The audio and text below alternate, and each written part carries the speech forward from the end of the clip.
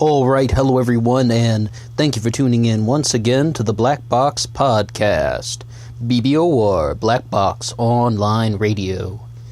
Once again, to give the little piece of news, on this channel, hopefully within the next 2 months, I'm going to be starting sort of a deep dive segment where we donate 1 or 2 days a week to the same recurring subject to really get a lot of information on a particular case or just a particular subject of fascination.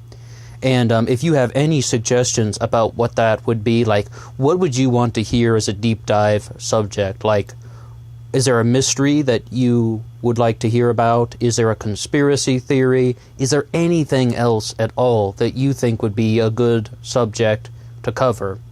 If you have anything to say, please drop a comment below, and let's get on with today's case. Is or was Kim Kardashian an agent of the government? This is quite different than the one that I did on Was Karl Marx an agent of the British government? I found this one by chance because I was watching the documentary Kardashian last night on Netflix, and I was kind of disappointed. They didn't really give you any sort of new information. You know, it's just like that documentary was a wash. It was just like, all right, there was something in OJ's garment bag, and Robert Kardashian was holding it. That's like the whole thesis of the documentary, and I was hoping that I would actually get some, kind of answers. So I was kind of reading up on Robert Kardashian, and you can't go too far from, the name Kardashian without getting to the Kardashian clan and Kris Jenner and all that. I'm sure you would get the same thing if you were on Google. And we had this one particular line. This is a little section of an article from Marie Claire, of all people, something I don't read very often, but we have, Kim Kardashian is a secret agent. This bizarre theory made the rounds in 2016 when the Iranian Revolutionary Guards Corps reportedly accused Kim and Instagram of working together to corrupt the lifestyle of young people and women. Now, was Kim Kardashian working as a secret agent trying to do what we call social engineering, trying to control how people think in Iran, of all places? Well, I've talked about this stuff before with people in my personal conversations when I'm just like, if someone like her wasn't working for the government, then they should hire her. Absolutely. She has an enormous sphere of influence. She has an enormous audience. If they wanted to, do things like this, like, plant little ideas that they want to spread out to the masses, why not use someone like Kim Kardashian? They said the exact same thing about Alex Jones, when they were just like, if Alex Jones wasn't working for the government, they should hire him.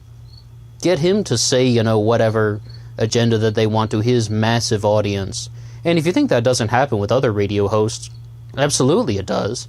They have, contributors, and they have people who are like, political action committees that give them millions of dollars every year to further a particular agenda. But does that mean specifically, though, that there's any connection between Kim Kardashian and the government? Well, not likely. I mean, I said, they should work with her. I mean, she has a big audience, but what I think is, this is something that Adam Kokesh, who will be the one of the presidential candidates for the Libertarian Party in 2020, sort of said flat out when it comes to these type of online conspiracies. He's just like, is this really, the work of the government? Or is this just because of the internet, people are becoming more aware of things? And I really have to kind of go more in line with that, because they did this huge story on the news. I can't remember which news outlet covered it, but it was like, otherwise I'd post a link in the description, but they were talking about how in places like Pakistan and Afghanistan, women were using the internet to become more aware of how things are in other countries, and they're like, holy crap, our situation stinks here in this country. I mean, maybe you've heard of somebody named Malala or something like that. But, in that part of the world, they were just like, hey, the situation that we have really is not that good. And that was just because of awareness through the internet, through social media, and maybe through a small bit television. But really with the internet and social media, we have a much larger, unfiltered access. And we also have user-generated content. So I guess what Kokesh is trying to say is that these things just sort of happen as the kind of like the course of human nature and the course of human progress, really, because, people just find out about these things because there's more things available online. And this is another great thing to talk about, internet freedom. So I really wish that there was some more dirt to this story, but it's just when people asked Kim Kardashian about the claims that she was a secret agent, she said, "What? Question mark. For who? Question mark." I mean, it's very unlikely, but especially Iran of all people. I mean, like, of all places, rather. Why would they just have Kim only trying to corrupt the lifestyle of young people and women in Iran? I mean, if you're going to hire some type of famous person, some celebrity, wouldn't you want to expand it to just more than young people and women in Iran? I mean, that's all you're going to do? That's kind of a boring thing. And I know that, government's horribly unorganized and people don't always think on the broader scale, but that's your target audience for this, government operation? Corrupting women and young people in Iran by showing them pictures of Kim Kardashian and listening to her talk? Yeah, I don't think so. No, I'm not a big believer in this one, and I know it's probably not the most entertaining thing to hear when you hear somebody's just like, hey, there's this crazy conspiracy online, and it's most likely not true. But I think there actually is just an underlying element, what Kokesh talked about. People are becoming more aware of this stuff because of the internet and because of social media, just learning that, in parts of the world, there are other ways to live. There are actually quite a few of the conspiracy theories out there related to the Kardashian family alone. Many of them are mentioned in this Marie Claire article. The only thing that came out of that Kardashian documentary was they gave up this one theory that Khloe Kardashian is actually the daughter of O.J. Simpson. And I was just like, if that were true, I would believe it 100%. It would just be like, apparently he was asked to take a paternity test, and he denied it, but I've covered the case of O.J. Simpson a lot on this channel, and I was really hoping that they would give, I was expecting some more revelation about the contents of O.J.'s garment bag, and what I can say about that is just like, the American Crime Story miniseries really took an enormous pivot, in the sense that they really tried to show OJ as just this kind of like goofy slime ball, which he is not. He's more of a slightly calculated slime ball. It's like he doesn't come across as such a buffoon. Like, like in the early interviews back from 1996 and 1995, post-trial, he didn't really come across as someone who was just so goofy. I think that stuff really came out during his post-prison years, or like the post-sentencing. When he was on trial for stealing his merchandise, he really showed off a much sillier side where he just looked like an ignoramus. But in the early 1990s, he was very good at controlling that. He's a well-spoken individual, if anything. He's probably a complete murderer, but like I said, he's a slime ball, no doubt about it. It's just the way they would portray him. And Robert Kardashian, the man of the hour, yes, of course.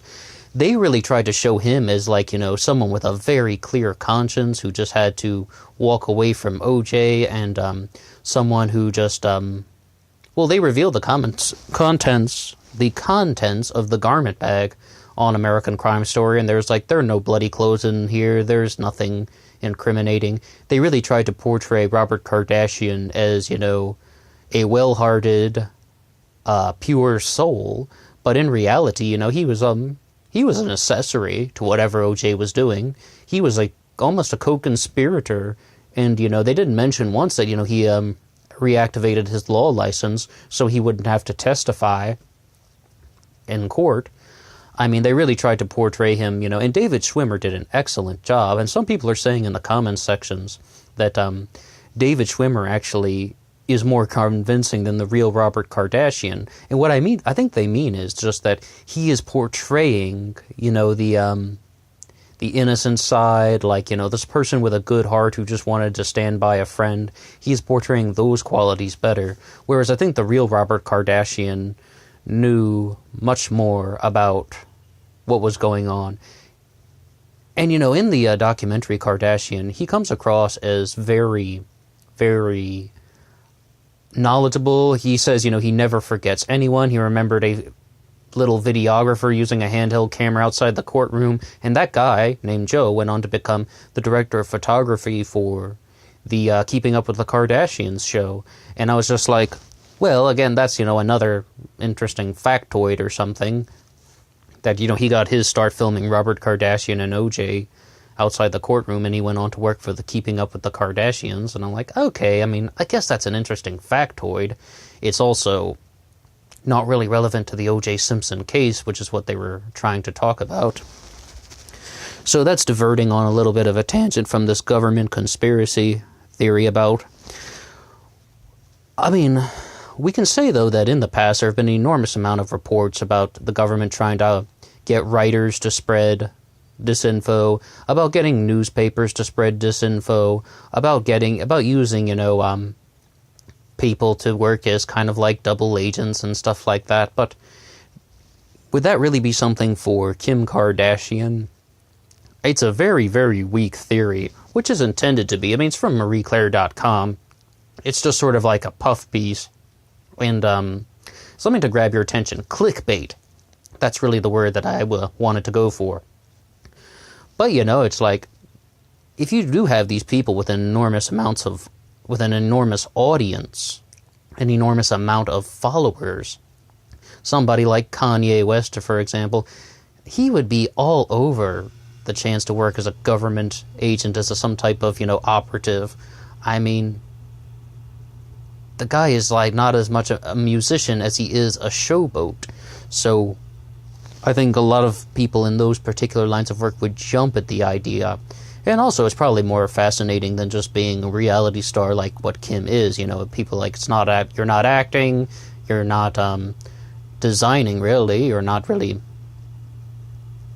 Well, it's just like she's famous mostly for her reality work, and I guess that's all really there is to say about that. This one's coming to a bit of a close. Well, what do you think? Do you think there's any possibility that Kim Kardashian was trying to manipulate the thinking of people in Iran, corrupting the lifestyles of young people and women in Iran?